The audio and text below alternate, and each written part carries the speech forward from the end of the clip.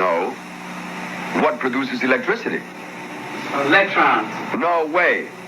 I was an electrician. I am an engineer. I work in what you call steam generating plants.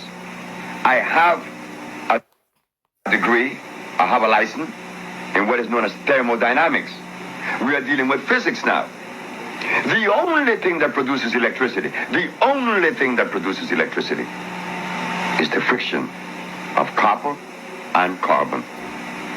That could be seen in your automobile. Take out your generator and see what it has inside. It has a copper wheel and some carbon brushes that touches against it when it turns. Here's an example. This is the copper wheel in the generating plant that produced the electricity in this room. It is spinning at only 90 revolutions per minute. But against this copper wheel, there are carbon brushes. And this is what you see. The spinning of the copper wheel against the carbon brush creates a friction. That friction is called resonance. Resonance is electricity, not electrons. Resonance. The resonance produces the electrons, not before. So now, if electricity is produced by copper and carbon, the friction of copper and carbon, then where do we go in the human body and find the organ that produces electricity? We find that it's the brain. The brain is the center of motor. The nervous system is the conduit that carries the electricity to various points of the body to cause motion. Now, should we ask, what is the composition of the brain? No. It is made up of what? Carbon and copper. The pineal gland is carbon, and the cerebral cortex, copper. We not only find that in a human being, we find that in the eel in Brazil that produces electricity to kill his prey. And when you open the eel, all you find is copper and carbon. No melanin. Well, does everybody have a pineal gland? I was told the other day that everybody doesn't have one. Is that true or not? If you had no pineal gland, you would not be alive. There would be no motion. It's impossible. Every race has pineal glands. Not every race has thymus glands. Oh, that's different. Oh, yeah. Well, tell us about those. The thymus glands. The thymus gland regulates sex. It also maintains energy. The thymus gland also keep you childlike, non-aggressive. But in some races, the thymus gland disappears at age 8. Then one becomes violent in one movement. But now, if the thymus gland disappears in some races at age 8, principally the Caucasian, what helps one to retain the thymus gland within the biology? The presence of what? Carbon. Thank you. Hello guys, David Vose here. What a beautiful day it is today. It's warmer today. It was a little warmer last night and it's warmer today, and I think the snow's going to be going. But as I was sitting here last night, I was having some beautiful thoughts. And I do this, on a regular basis, usually in the evenings especially, or when I'm on my walk sitting on a rock looking at the valley below. And I've been having revelations for some time, going back years probably, but I mean way years. I remember long before, even before I had my YouTube channel and I was a young man, and I would go out in my vehicle. Either there were times, a few times I had a van or a station wagon where the back hatch would come up, and I would lay in the back with the hatch up, backed up to a cliff in New Mexico, looking over the valley. And in those days, I would bring a bottle of wine, and I would sit there and drink a glass of wine and just pray and think. And I remember that there were times when I would take my van, or sometimes, a lot of the times, I would have a pickup and I would have a mattress in the back and sleep out in the back of the pickup. But sometimes I would go to a cornfield. We had a lot of cornfields around there. And I would literally find a little pathway inside of a tall cornfield where no one would even know I was there. I was out in the middle of nowhere anyway, but I was deep inside of a cornfield, and I had a really good feeling about being somewhere completely away and alone, someplace in nature. I used to like being on a cliff, but sometimes I'd like to go places where it was way away from out of the middle of nowhere, where no one existed. And I would find a rock and a tree, maybe a little pond or something out in the middle of nowhere that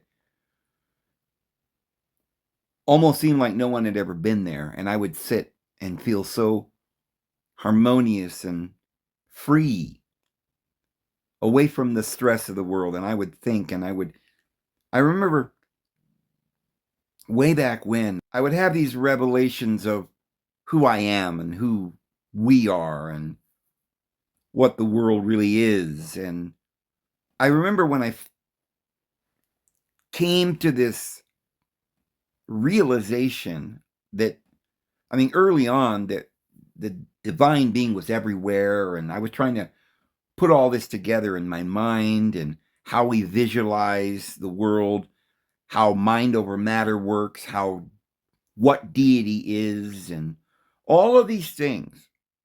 I've been doing this for a long time.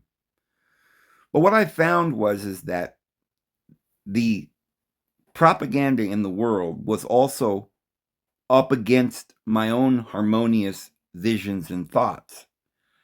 And no matter how deeply you felt you understood something in those moments when you were having these revelations and downloads, you would go back into the world. You'd have to go to work.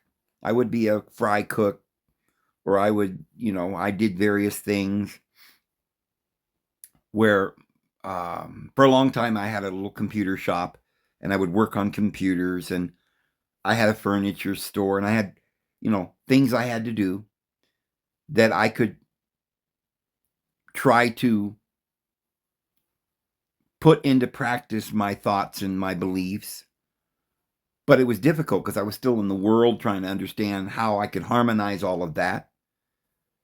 And I began many years ago, way even before YouTube and Facebook and TikToks. I mean, I never heard of TikTok till recently, but way before Facebook and YouTube, when they came out, the Goggle Brothers, there was a thing on the newly made internet platform. They didn't have YouTubes, but they had little chat rooms. This is where it all started with AOL, and before that even. I think, can't remember the name of that phone company. It was a big telecommunication company, and it was, even before AOL and stuff, it was a kind of a small platform, and they ended up coming up with, I think, e-groups, which was like chat rooms and things, and people were doing that then. It wasn't nearly as big as it is now, like everybody in the world in chat rooms. There was only a few of us. But there were some, and a percentage of the people, maybe the nerds or the people that were computer techs or people that were on computers before it was cool to be on computers. and communicating and trying to figure this thing out. It was all brand new. It wasn't long after that, and people started chatting and emailing, and it got to be a bigger thing, and you could have a little icon, and you could play games and all that. But that's not, I never did that.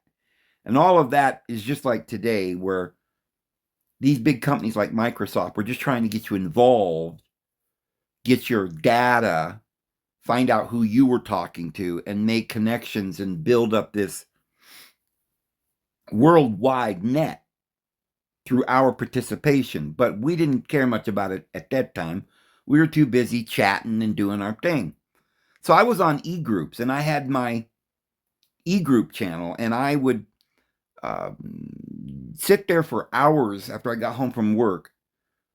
People would come into the chat room. Instead of me doing a video on people coming in and listening, years before this, like, I don't know when I started. My daughter was about 6 years old when I really started this. So, about almost 30 years ago. I've been doing this for at least 25, 30 years, publicly.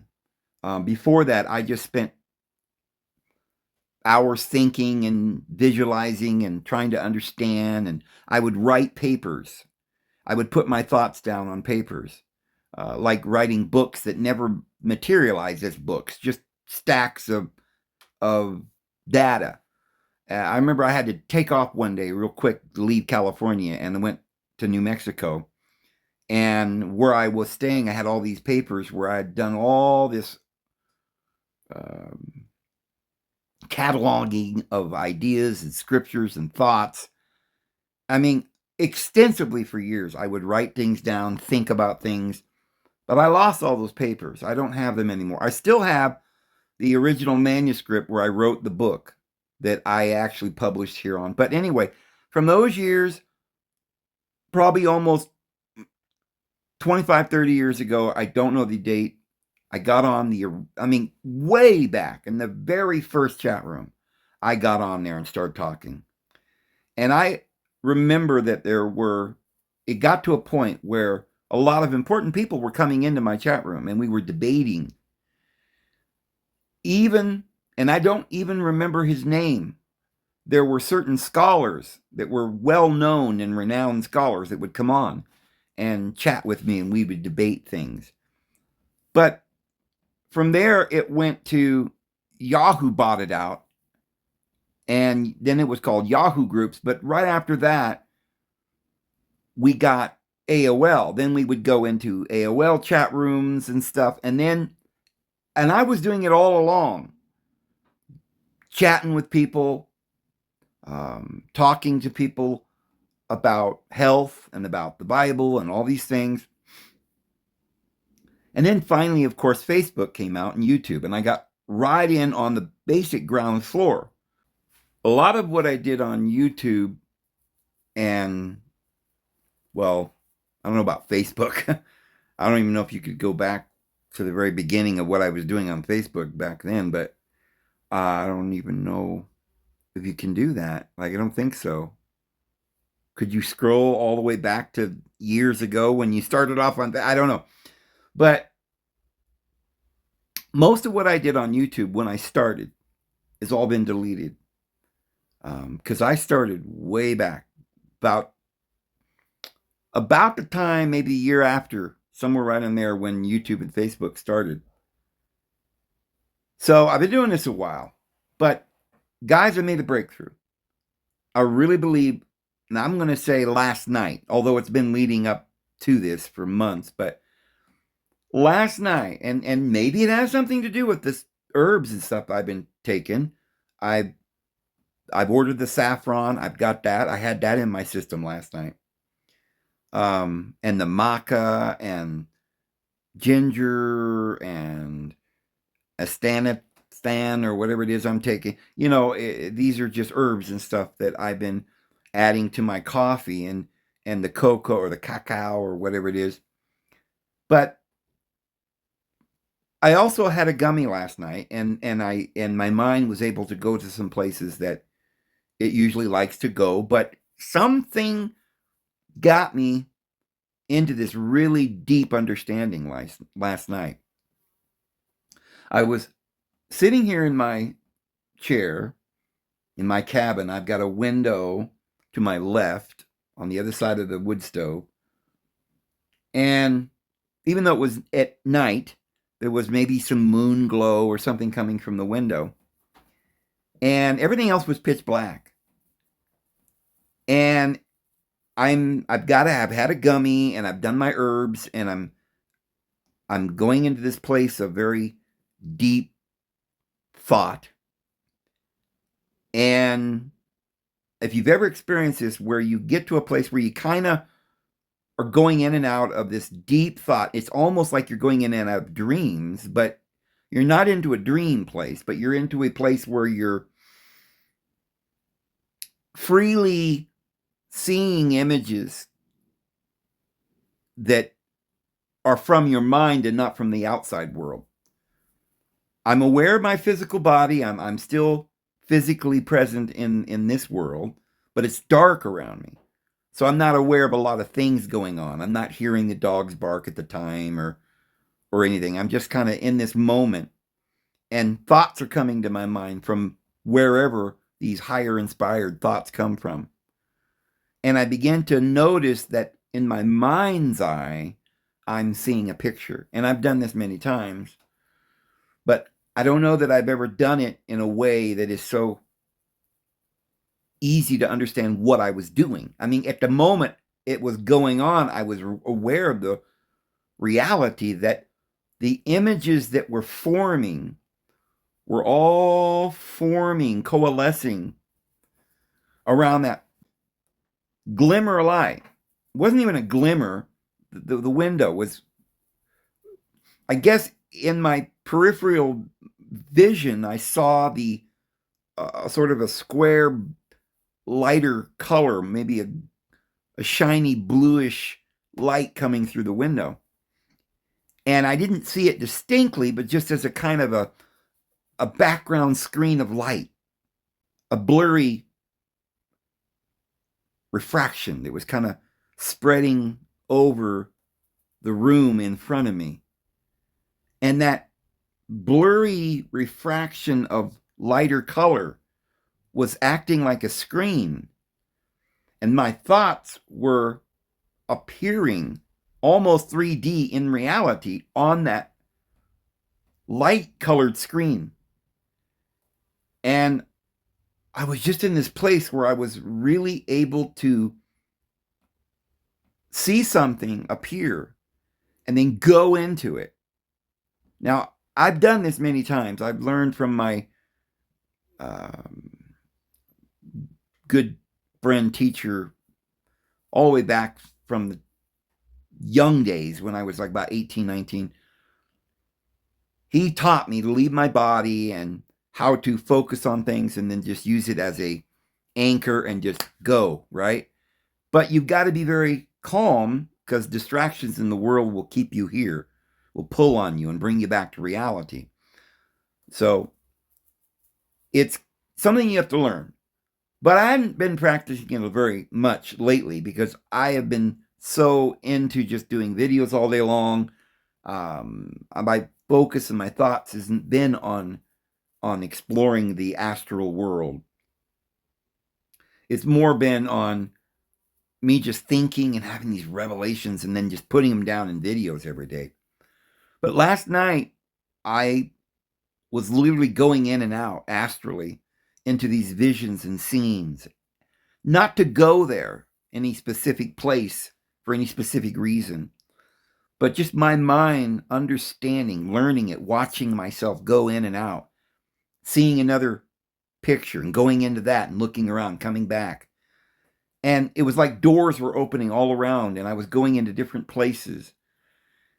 But I was only doing it in my mind at the time so that I could get used to it in a way I hadn't been used to it before, so that I could see what I was doing and how it was working.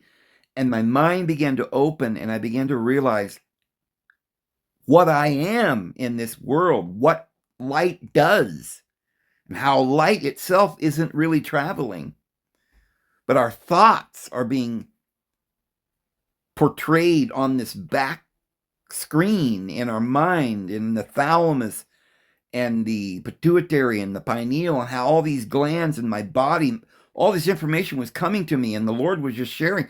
I mean, I guess the Lord, in a sense, because it's your higher mind, it's just like opening and this information and knowing. And I'm sitting there going, Lord, this is the truth. And this is one of the things that I was noticing is that I knew in that moment the truth. I was completely aware of the truth. I knew absolutely who I was. I knew absolutely where I was and where I could go and who I could be and how it all worked and how to be happy.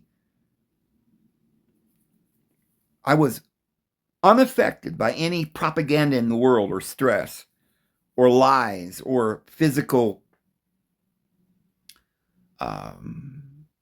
anxiety, stress levels of this world, the societal lies and propagandas and negative thoughts and nightmarish possibilities and thoughts of war and the end of the world. None of that was in my mind at that time.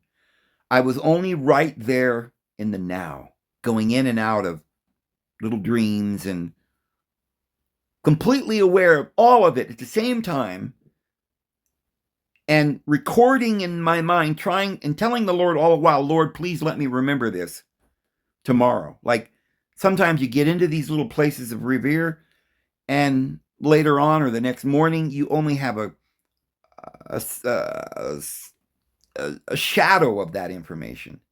Like you don't really bring it all back with you sometimes.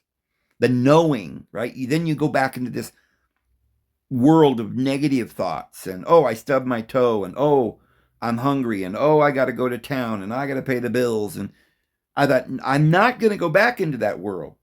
Please help me to remember this. And so this morning, I wake up, I make my little drink concoction, and I sit down, and here I am, number 1 in the series. This is going to be the greatest series I've ever done. This is going to be the beginning of the explanation of it all. This is the revelation. And I would probably characterize it like something that happened 2,000 years ago when John, the Revelator, was given this revelation, and he sat down and wrote it out, probably on parchment, on the Isle of Patmos. Or perhaps even 500 years before that, when the prophet Daniel was given this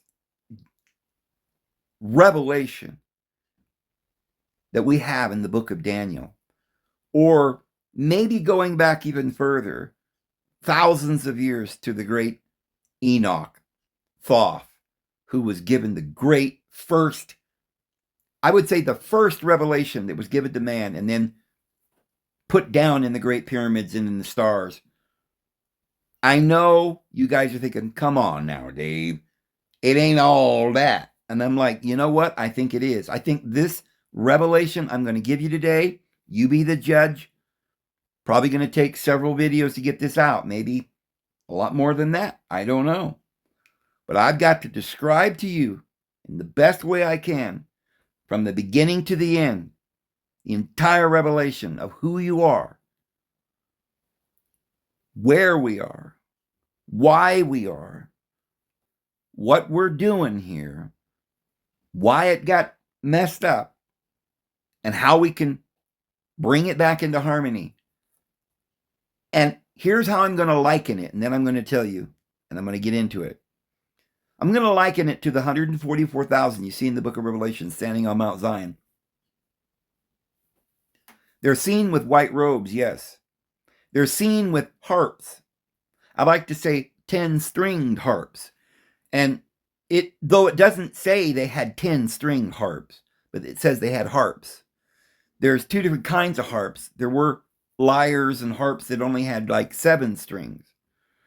There may have been some originally only had like 4 or something, you know. We have that today, like ukuleles or banjos only have 4 strings.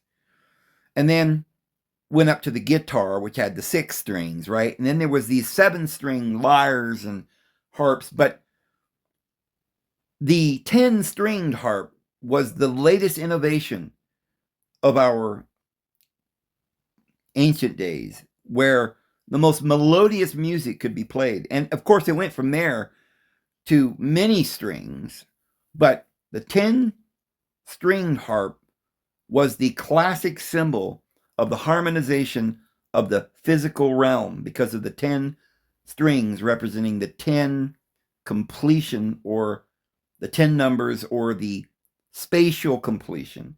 The 7 being the colors of the rainbow and the notes. 7 and 10, when they're both harmonized together, you have a harmonization of the physical and the spiritual realms. And it's a melody. And I'm going to explain to you guys how you can make your life perfect, bring it into harmony, and learn to play the song of the Lamb, and get victory over the beast and its image. We're going to bring this life into a perfect song.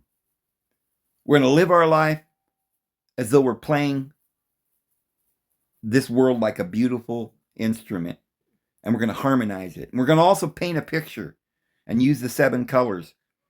And we're going to paint that picture into a paradisical glory, and we're never going to go back. So let me begin. And I'm going to do my very best to explain to you what I've learned. After I got up this morning, I put my thoughts that I understood that the Holy Spirit was showing me last night, and I ran it by AI. I tried to put it in words, and I ran it by AI. And then I asked them to kind of give me a better way to say it, reframe what I'm saying, and if I'd made any technical mistakes, because I talk about the body and how it works and the functions and the herbs and the neurons and the ions and calcium and the minerals and carbon, and we talk about all these things, and dreams and hormones. And we're going to combine that knowledge of the body, the knowledge of our mind and psychology, with the reality of science and the reality of our spiritual existence, and translate that into health in our body and perfection in our life. And I believe this that I'm about to share with you is the beginning of what the Bible says, a prophecy in the book of Revelation and Daniel and in Enoch, that says that at the time of the end, there will be a group of individuals that will get their harps and play and overcome the beast in his image and stand upon Mount Zion with their white robes and great crowns, saying, "Holy, holy, holy, Hosanna, Hosanna. Blessed be he who comes in the name of the Lord."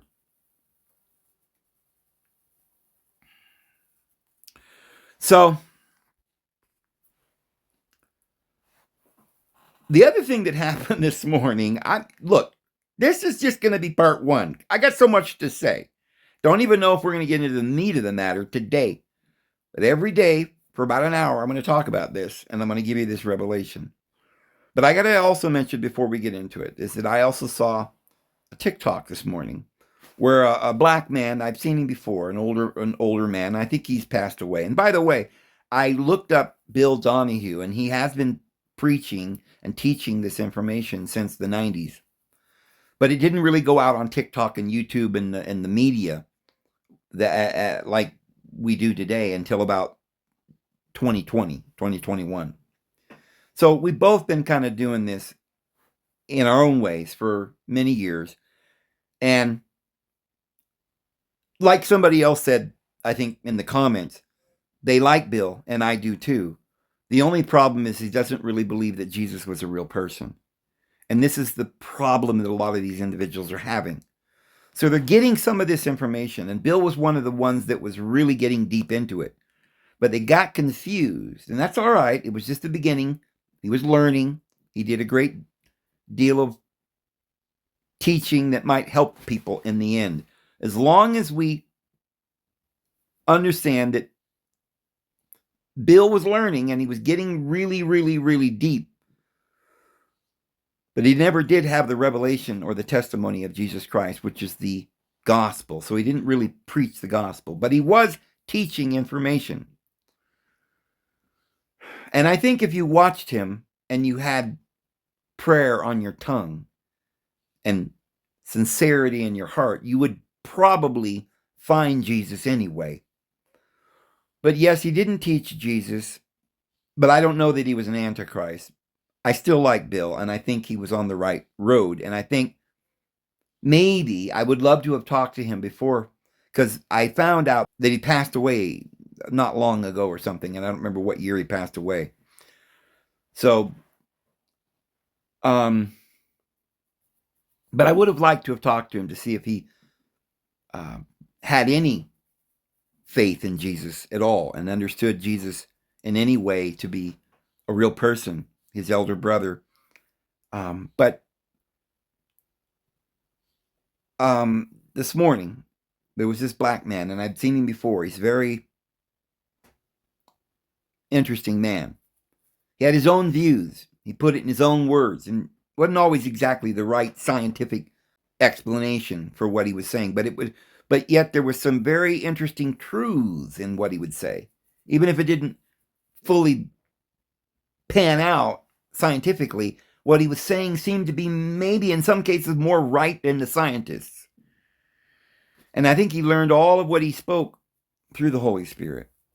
But he was talking about, well, he was talking about the pineal gland, and he said that the pineal gland was made of carbon. And he said that the brain was made of copper. Well, I knew right away that wasn't true. But I thought, I wonder. Well, see, he was trying to say that it had something to do with like a motor, which has carbon brushes and a coil of copper wire that would spin around and around, and then, and there would be magnets, and it would pull, and that through the friction between the copper and the carbon, it would release electrons and the flow of energy. And he said that the body does the same thing, with the brain being the copper and the pineal gland being the carbon. And I thought, well, I know there are carbon deposits.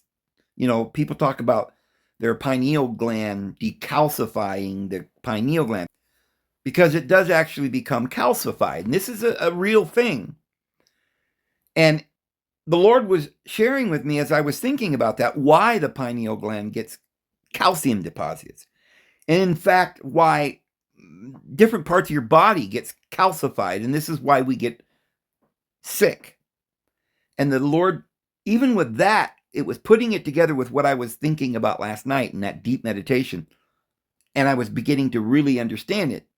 So I asked AI about this copper idea. And I said, is there a lot of copper in the brain? Is the pineal got a lot of carbon? And they're like, no, not exactly. But there was some kind of copper base to some part of what was going on.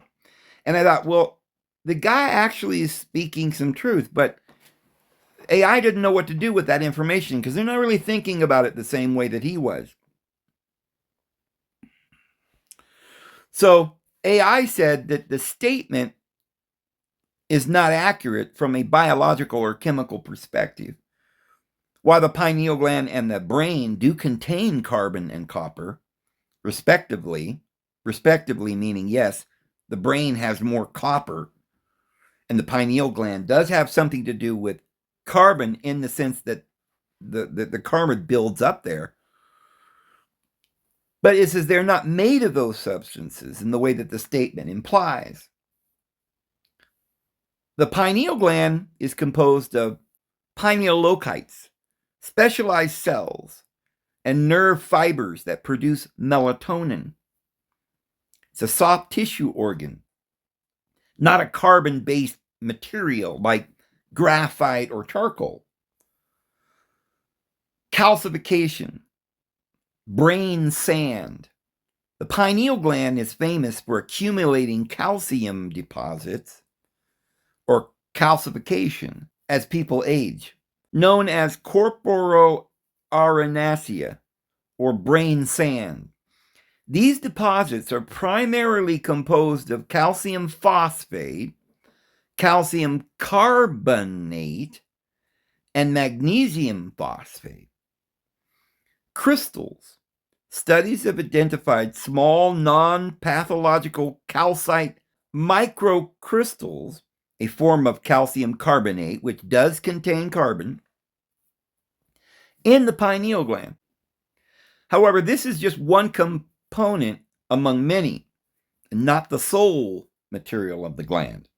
So I guess there is quite a bit of carbon there in that gland. I don't even know if the man that I heard talking about this even knew this, but this is how he had described it. The brain made of copper, here's what they said. The main composition, the brain is approximately 73% water. It's primarily made of lipids or fats and proteins, not copper. However, the brain does contain copper, which is essential for brain function. And copper acts as a vital cofactor for enzymes involved in energy production, neurotransmitters, synthesis, and antioxidant defense. So I'm like, okay, so the copper is some part of the main ingredient in this function. So the brain is a copper enriched, according to AI, enriched copper compared to other organs, second only to the liver. So the liver and the brain, interesting. Chinese science, Eastern science, always said that the most important organ of the body is the liver, not the heart or even the brain. They always said that the liver was the most important part of your body for health and for the function. And it's interesting that there's a lot of copper in the liver. But the second most amount of copper is the brain. Though it's a trace element, it has a lot of copper. And I think there must be a reason. And that wise old man, I think he's passed on now, was probably trying to say this. So AI says that the brain and the pineal gland are biological tissue that contains water, fats, proteins, and various minerals, including calcium and copper, but not simple elemental structures. So, you see, here's the thing. A motor produces electric flow by friction from the copper and the carbon between the two. But what does that mean? We say that, but what does it mean? What's going on behind the scenes? How are we transferring electrons? And assuming that the brain is 73% water, which is a conduit of electrical charge, and fat and proteins are somehow things that need to be carried to the parts of the body to build tissue and muscle.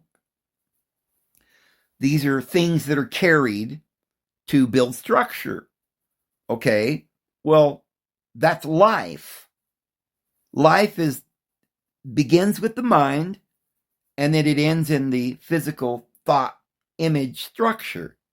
So if we extrapolate what's going on in our mind, where we're thinking thoughts and they're imaging on this screen, and all of it's not even real. It's all going on in your mind. It's imagination, imaging. That's what the physical world is. Particles aren't real. And the source of the physical or the image has got to be your mind when you're talking about visions on your mind screen. But it's also ultimately what makes and congeals the physical world into place.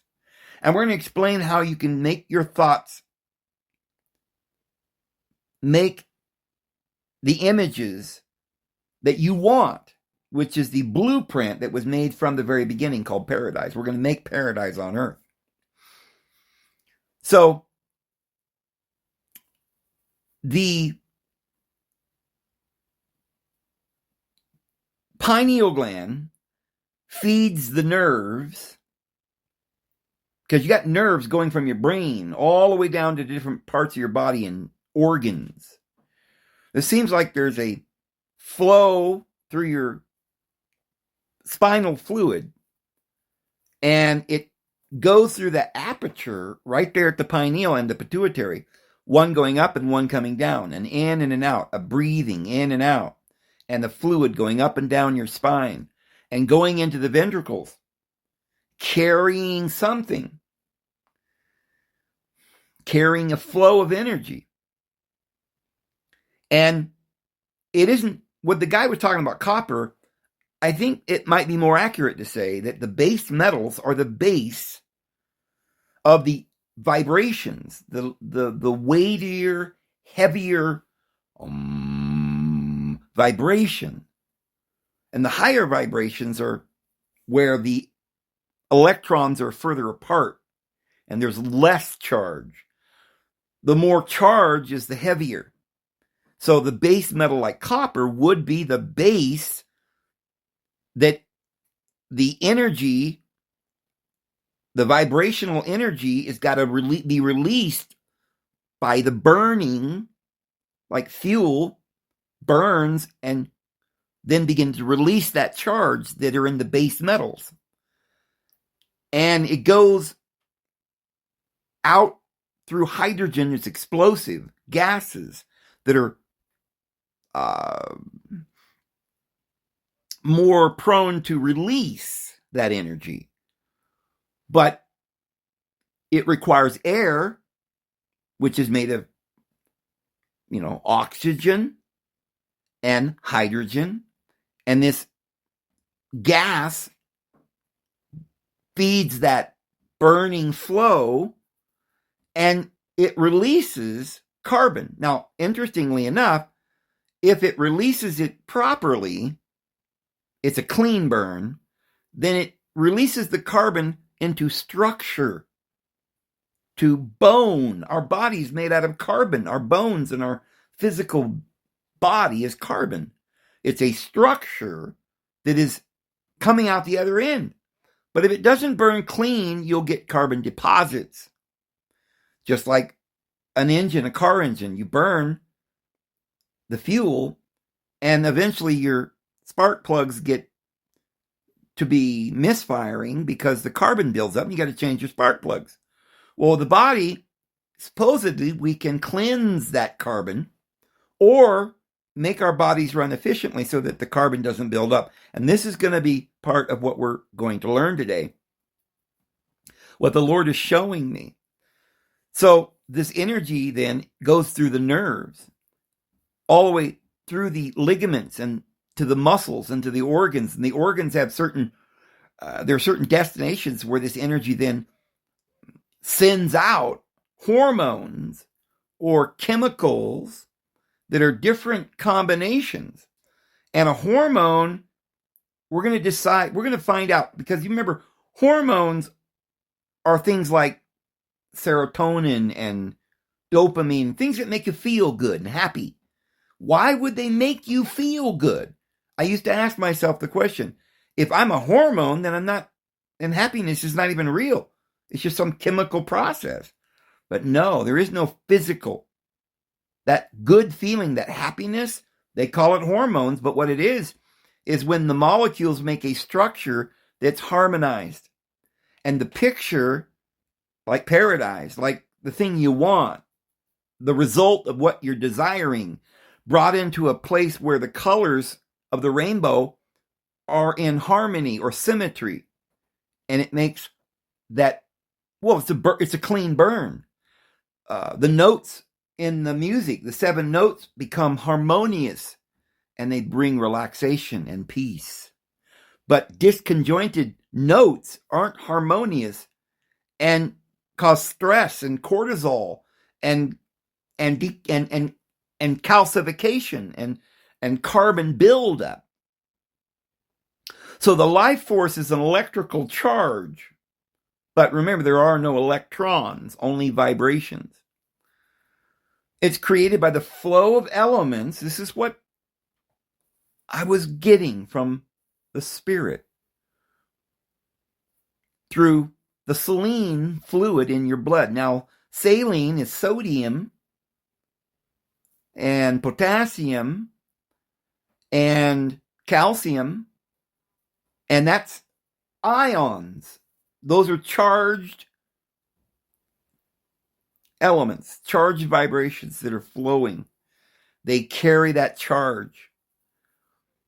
It's an energy flow, but it goes through the pineal gland, and the pineal gland is what regulates that flow at the right time, like the regulator in your car.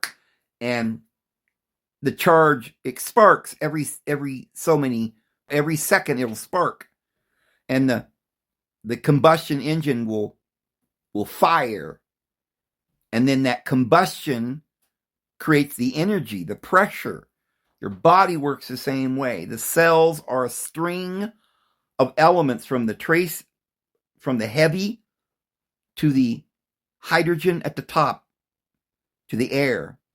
And the energy flow, you need fuel to burn to get that flow of energy. And the energy goes through the nerves and throughout your entire body and harmonizes and makes, if it's burning clean and properly, it shoots out thoughts that are in harmony. And those thoughts then create tranquility if they're in harmonious, beautiful symmetry. If your thoughts are pure and you're not full of anxiety and stress.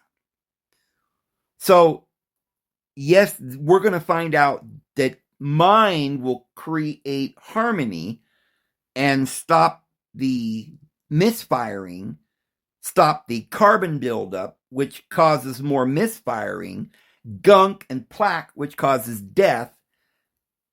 And we need to think about having the proper nutrients and minerals to start with, but also the mindset and the view and the image of harmony, which is the end result of that firing, the burning and the flow, the fuel burning, and the energy going to all parts of the body into this thing like an organ, which will then send out a perfect picture.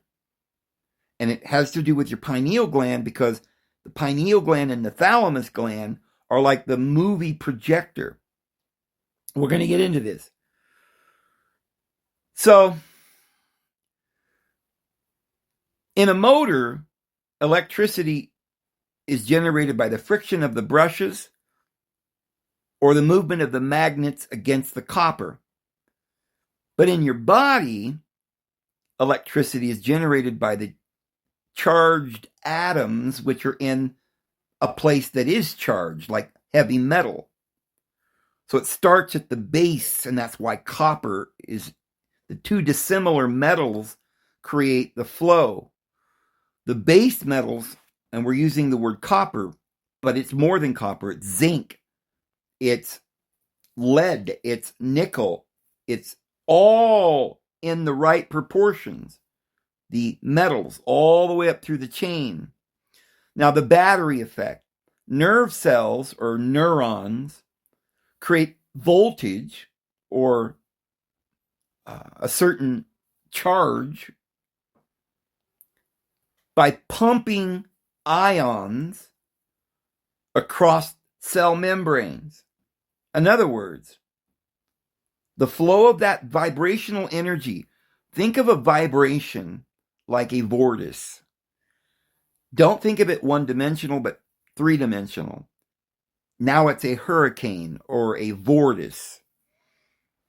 At the point where the source of that vortice, that movement, remember, storms or hurricanes are created by upper and lower pressures. High pressure, low pressure, cold and heat, negative and positive. The negative is where the base is. The positive is the flow towards the air. You go a few hundred feet in the air, and there are 3,000 volts. You can get a wire, like a string, but a wire, tie a balloon, maybe put helium in it, let it float up into the air 1,000 feet. At the end of that metal string wire, if it's attached to ground, you will have thousands and thousands of volts, because the volts at that height are far more than the voltage you find on the ground. If you take two dissimilar metals and put them in the ground, say aluminum and copper, and get a voltmeter and check it, you'll have 1 volt. The term volt is the amount of power that's in the earth itself at all times. There's always a volt, and that's what it's, that power or that life force that's in everything. At some point, I'm going to demonstrate this, probably this summer when the snow goes away. We're going to make mechanical or motors that have no parts. In other words, we're going to show that you can just extract energy right out of the air. And probably one of the easiest ways, just an example, is we could just run a copper wire straight up a tree, the tallest tree around where you're at, and maybe at the top of the tree drive a aluminum nail or something, and wrap that wire around it, run it down the tree, and then drive it into the ground with a copper wire or copper stake so it's grounded. And then get your voltmeter, and you will see that if you put another aluminum, probably you'd use an aluminum or zinc, cadmium, you'd put a peg in the ground next to it, check the voltage between the two, from the ground to the copper wire that goes up the top of the tree, maybe 100 feet. And in that 100 feet, you'd probably have enough power to run your whole house. It's really that simple. If you can get that electrical charge that's in the air, which has got tremendous voltage, if you can run it through a wire down to another stake, which is a dissimilar metal that is pounded into the ground, and measure the voltage across, you'll have enough voltage. You might be careful about that, because it could kill you. It could be that many volts. But you could run your house on that. But of course, you'd need then to have a regulator and different things, which you could buy at the store. But no moving parts. But as we go up higher and higher, exponentially the voltages increase, because it's like the same thing happens when you take a copper wire and wind it around a magnet. You're winding it around, and every time you're making one revolution with the copper wire, you're upping the voltage. If you were to wrap that copper wire around a magnet, which is the carbon, if you were to wrap it around enough times, you could reach so many thousands of volts that it would literally disrupt the gravity in the rock. And this is how they make, the United States has these experiments where they're making vehicles. And I've seen one the other day that was literally cloaked and came uncloaked, and I've seen it a couple of times. They're like saucers, and they're flying around. You'll see them once in a while. They'll blend in with things. They'll disappear. They can not only take away the gravity in that thing by extreme voltage in their central motor with no moving parts, just dissimilar metals. But they can also remove the physical appearance, cloak it. Yeah, just like Star Wars. So the reason that you have a hurricane or a storm or a tornado is because you've got ground. The ground, what is ground? The base metal. In the ground, there is nickel and copper and iron. In the air, that's where all this energy stored in the battery called Earth is going to be released. If you can measure the voltage in the sky, you'll see that there's a great deal of voltage up there. That's why you have, when the clouds go by, that's kind of like friction, see? And it's creating the release from the ground. All that energy that's stored in the earth goes kapow! And the energy comes from the top and kapow, strikes the ground. So the ground is where all that energy ends up. It goes into the ground. It's coming from the light. Lightning. The power is going from the top, boom, down. It'll knock over a tree. It'll burn up the ground. So the release of energy happens in the top. You got to have a chain, though. You've got to have some connection.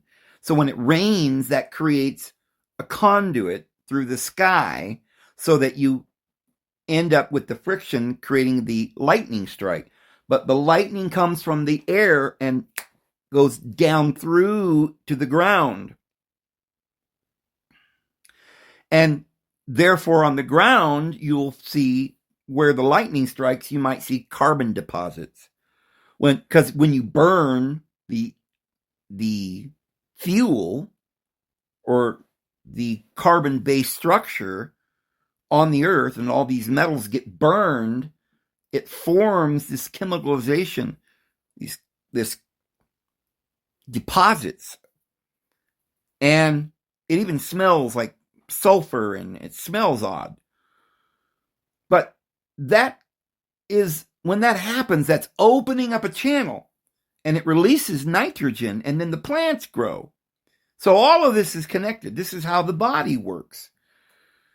The cells all have this chain from the trace elements all the way to the hydrogen.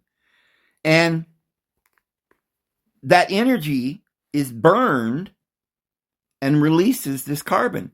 But supposedly the carbon's supposed to be released in a very controlled manner and make structure, because your body and your bones is made of calcium and all these different elements that make compounds and then form various things. So the signal, when a nerve fires, it opens gates in the membrane of the cell. And ions rush in and out, like we were in the manner that we were speaking of. Creates a wave of electrical charge that goes down the nerve, but, not really friction here, but it doesn't need contact friction. It's still like a magnet friction. It's pulling. It's the magical force that brings. So you wouldn't necessarily call it friction, but it is. It's a rapid chemical exchange. In other words, elements are exchanging energies that's stored in the lower elements. But the pineal gland, see, is the master regulator. It regulates what? Hormones. What's a hormone? Well, all this that we're talking about, this energy, what is it? There is nothing physical. It's all mind. It's simply the will. It's simply the thinker thinking thoughts. And there's no one in the universe but you and I, baby. We're the ones doing the thinking. And that's why the world lives. That's why there's energy in the world. Because somebody in the center of the physical is the mind, or the source of the physical is the mind, which is you and I, our collective consciousness. So we're the ones, we're not flowing out of ourselves some material substance. We're not material substances. All we are is mind, being, and we think a thought. It's an image. And that is an energy until it gets to the screen, the background, and it forms the image. When it finally gets to the background and forms the image, and it's a perfect paradise, it's harmonious, it's colors in harmonious symmetry, or it's notes as in a melody, it creates relaxation and peace. No anxiety, no stress. It's a clean burn. That's what the burn is your thoughts without stress, flowing clean, no carbon buildup, but simply perfect structure, no mistakes. So understand, you're seeing images that are coming from your mind, and they're projecting from your inner eye. The thalamus gland is a screen that your third eye in the middle of your forehead, you're seeing all these swirly lights, and it's all coalescing around a scene that you can go into. When you focus on those colors swirling in front of your third eye, in front of your forehead, and it coalesces into a scene from your memories, from your will, from what you create, then you go into it consciously, and there you are. You're in your dream. By the same token, your eyes are letting in light from what? From the outside world? There is no outside world. It's all images, but it's a different screen. You have the inner screen and the outer screen. The outer screen is being imaged. You're seeing it. It's coming from your will or some consciousness, some projection of intent. And you're seeing it. And it's projected out there from your consciousness, from your being. You're living in a veil of your own thoughts because you don't realize that you're the person behind the veil. That's like the Wizard of Oz. You're the guy behind the curtain doing, flipping all the levers. Just you, just little old you behind the curtain that's projecting all of this supposed reality, not the exact same screen as your inner vision, but that's just temporary vision. But when it coalesces into what we call reality, it's still coming from your will, from your being. So now they say that the pineal gland regulates melatonin, has melatonin production. And they claim that's the primary scientific idea or role that it has. But that tells the rest of the body when it's day or night, they claim. Well, that's just the main clock. What it's doing is telling it when to fire. It's the regulator. Your pineal gland's the regulator of this energy. What is the energy? Well, it's your mind's eye, what you're thinking, the images. Those images are we see them as images, but they're a vibration that's going down through the nerves. It's regulated by going through the primary gland, the thalamus and the pineal, the screen and the portal of that image that goes through the nerves that goes throughout the nerves into the rest of the body and makes, because that's a hormone, that hormone, what it is that symmetry, the balance.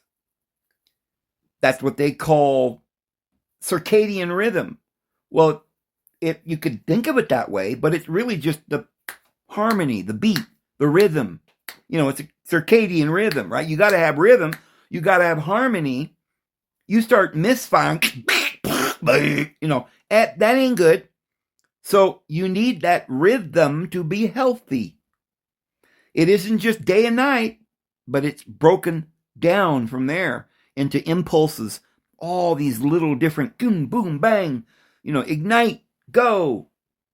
And when it's doing it perfectly, it's doing it because your vision is the perfect vision, the harmony, the paradise, the trees, the stream, the brook, the little deer drinking out of the stream, the little squirrel coming down the tree, the little noises that the birds make, the harmonies. It's all there. When we see it, we're at peace.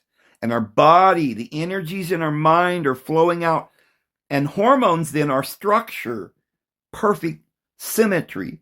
When we get the hormone, what we're getting is all those energies harmonized. That's what a hormone is. That's what your nerve does. I mean, the gland, the pineal gland and the pituitary and all the other glands, the thymus gland, and